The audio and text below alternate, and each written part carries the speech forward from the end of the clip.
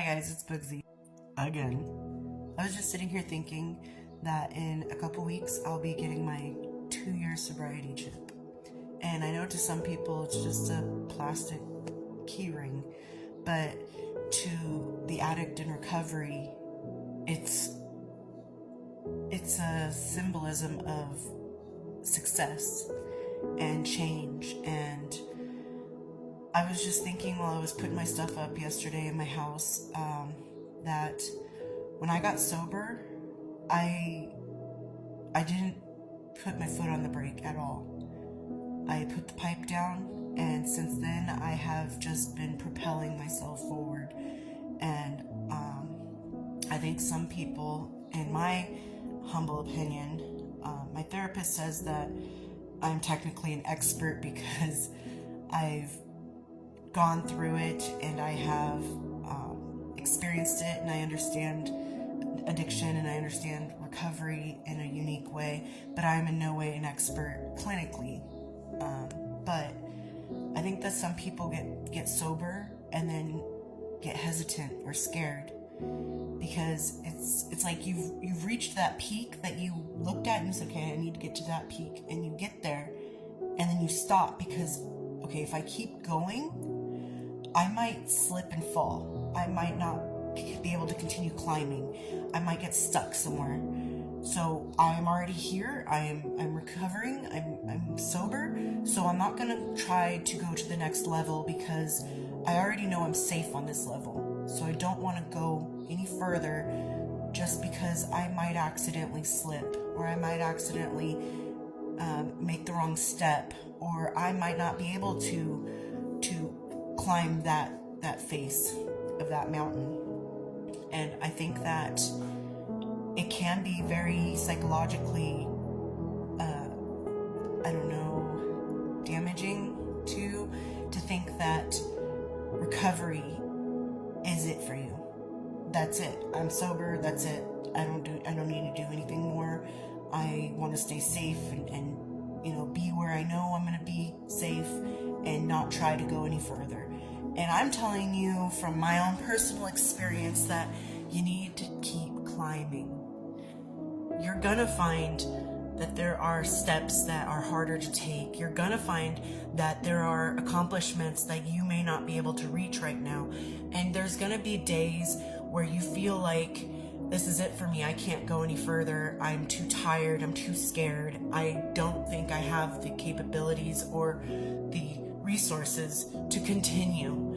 And I am in no way, shape, or form perfect. I'm in no way, shape, or form better than anybody else in recovery. But I have gotten a grasp on the mental angst that you might have during recovery of, but what if I fail? Because when you are an addict, whether you realize it or not, so many people's eyes are on you. There's people whispering in the background, like, oh yeah, she's an addict, or yeah, he's high off his ass, or yeah, she's never gonna go anywhere in her life, or they're gonna fail, or they don't deserve that. Even if you don't realize, people recognize that you're an addict.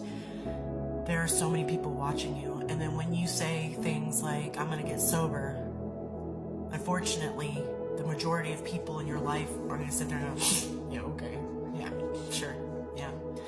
And so once you reach that sobriety and you go a little while sober and you just continue your life in recovery, you get scared that if you make another move, you're gonna be judged. Especially if that move you make doesn't end up where you want it to be. And I can understand that because I don't want to be looked at under a microscope for the rest of my life. And I fear sometimes that I will be in some eyes of the audience of my life. And I've slowly become able to have a boundary in my life where, you know what, if you're not rooting for me, if you're not standing next to me and walking with me, then I don't need it. I don't need you on the sidelines making your judgments and and making your snide comments and hoping that I fail. And a part of me thinks that the people who want us to fail in recovery because they want to be right about you or me or anyone are the people who are not jealous but confused as to how an addict can get off the drugs and the alcohol and do better in life than so many other people can't. I don't know if that made sense, but they are hoping that you fail because that is how they view you. Not everybody, like I said, not everybody thinks or feels that way about you. There are people that are going to support you and love you and hold you up to a higher standard of, I know that you can do it. You can do this. I got you. I believe in you. I am here next to you. If you need my help, you call me. And those are the people you want to hold close to you. But the people that maybe were your friends once in your life, that if you look back in life, even before addiction, you think, they weren't really that good of a friend, even before my addiction. But those people who use your story, your dark side of your story, as a boost for their own ego and their own confidence, those are the type of people that their opinion of your life and what you're doing do not matter at all. The people whose opinions matter in your life or should matter in your life are your own, your family, and those of you who are those of your friends who are standing there next to you and saying like, you got this, but are also not afraid to be like, you need to pump your brakes for a second and actually look at the big picture. Don't go in it head first and not even, evaluate what you're getting into. So the people that will call you out on your BS, those are the people you keep close. Because those are the people who will call you out on your BS, but also praise you every step of the way and tell you, hey, you're doing fantastic. You're doing so great. Even if you don't even feel like you are. What people are seeing you do in your life are their perspective.